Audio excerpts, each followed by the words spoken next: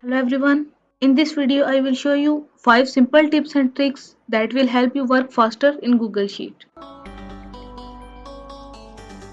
Here the first trick, you can freeze the top row so it stays visible while you scroll. Go to the view menu, click on freeze, then select one row. Now your header will stay on top no matter how far you scroll down. Let's move to the second trick to resize a column quickly. Just double click on the line between two column letters. It will automatically adjust to fit the content inside. Now the third trick to add a new column fast.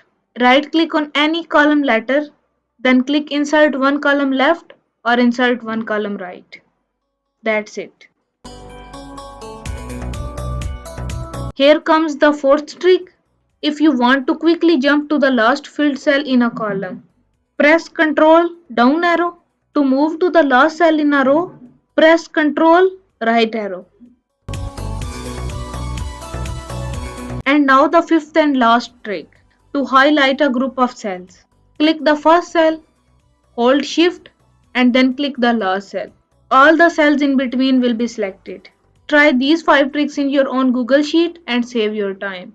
Don't forget to like, share and subscribe for more quick tips. Thanks for watching.